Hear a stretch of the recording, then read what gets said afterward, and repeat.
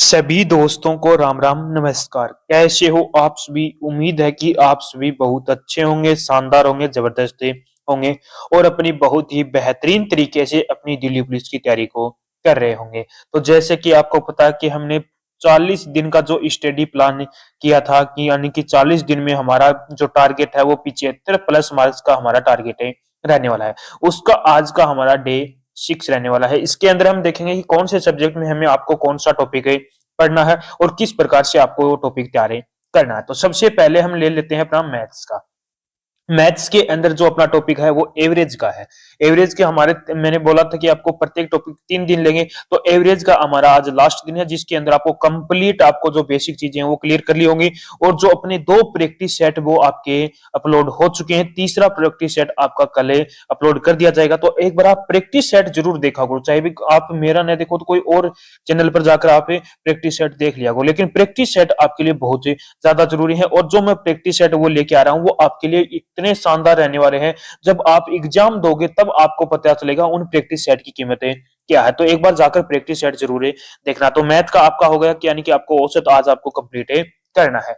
उसके बाद में मैं बात कर लेता हूँ हिस्ट्री की। हिस्ट्री के अंदर हमने कल पढ़ा था दिल्ली सल्तनत, जिसके अंदर हमने बेसिक चीजें पढ़ ली थी कल और पीवाईक्यू आपने लगा लिए थे। आज हम 20 मिनट जो दिल्ली सतलज का जो टॉपिक है उसको एक बार रिवीजन करेंगे। उसके बाद में जो अगला टॉपिक है वो विजयनगर साम्राज्य है, जिसको हम क्लियर करने वाले हैं।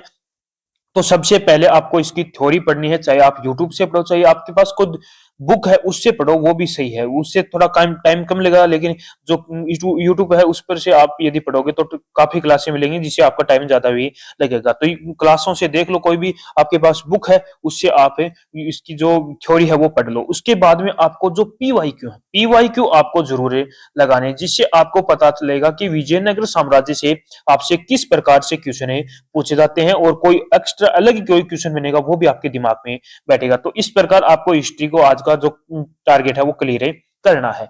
उसके बाद में मैं बात करूं ज्योग्राफी की। ज्योग्राफी के अंदर कल हमने पढ़ी थी वायुमंडल की संरचना, जिसके अंदर हमने कंप्लीट पीवाईक्यू भी आपके कर लिए थे। उसको पहले आज 20 मिनट क्या करोगे, इसका रिवीजन करोगे। उसके बाद में हम पढ़ने वाले हैं पवन और चक्रवात। इन टॉपिकों को भी आपको पहले इनका जो थ्योरी है कोई भी बुक से लेकर इसकी थ्योरी क्लियर करोगे। उसके बाद में जो आपके पीवाईक्यू, मैं फिर बोल रहा हूं पीवाईक्यू आपको जरूर लगाने हैं, जिससे आपको पीवाईक्यू से पता चलेगा कि आपके किस प्रकार से आपके क्वेश्चन बनने हैं और आपको कितना आपका तैयारी है। तो इस प्रकार आप पीवाईक्यू आपको जरूर लगाने हैं। तो ये हो गया आपका ज्योग्राफी का पार्ट। अब मैं बात कर लेता हूं जो आपका स्टैटिक जीके।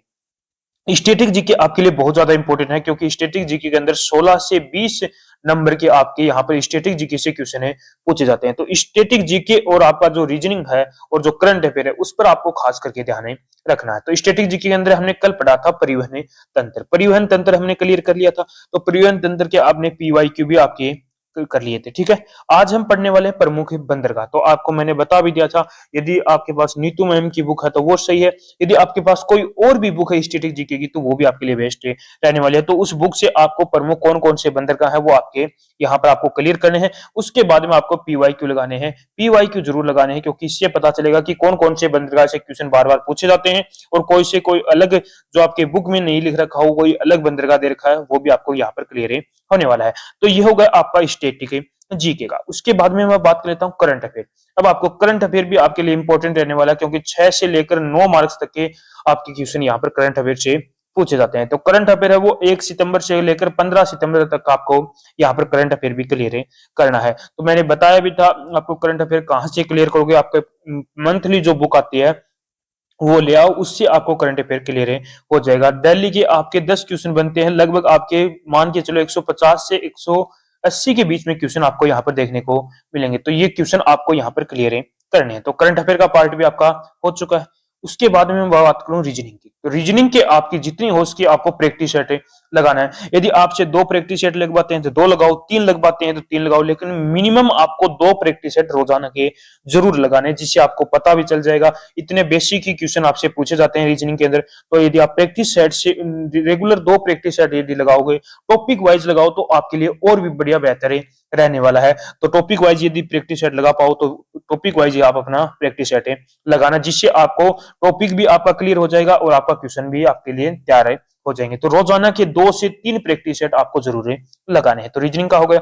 अब मैं बात कर लेता हूं जो आपका कंप्यूटर है। कंप्यूटर के अंदर कल हमने पढ़ा था हार्डवेयर और सॉफ्टवेयर का टॉपिक पढ़ा था, तो इसको आपने क्लियर कर लिया होगा। तो आज पहले इसको 20 मिनट आप क्या करोगे, यहाँ पर रिवाइज करोगे। उसके बाद में जो अगला टॉपिक है वो मेमोरी पर चलने वाले हैं। तो मेमोरी को आपको पूरी कौन कौन सी मेमोरी है वो सारी आपको क्लियर करनी है। उसके बाद में आपको पीवाईक्यू जरूर लगाने हैं, जिससे आपको पता चलेगा कि मेमोरी से आपसे किस प्रकार से क्वेश्चन पूछे जाते हैं। तो इस प्रकार आपको कंप्यूटर का भी टारगेट पूरा करना है।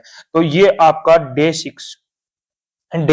6 का जो टारगेट है ये आपका ये रहने वाला है। तो इस डे 6 को टारगेट को आप जल्द से जल्द कंप्लीट करो। जिस तरीके से मैं आपको बता रहा हूं उस तरीके से यदि तैयारी करते हो तो आपके 75 प्लस क्वेश्चन सही होने से कोई भी नहीं रोके सकता। यदि अभी भी देरी नहीं हुई है, अभी भी यदि आप तैयारी करना चाहो तो आप तैयारी कर सकते हो। तो मैंने डे 6 का जो आपका टारगेट था वो क्लियर कर दिया है। तो एक बार फिर मिलते हैं एक और डे 7 के अंदर। और एक बार आप जो मैथ्स की जो प्रैक्टिस सेट हमने स्टार्ट कर रखे हैं तो उन प्रैक्टिस सेट को जरूर शेयर करना, वो आपके लिए बहुत ज्यादा फायदेमंद रहने वाले हैं।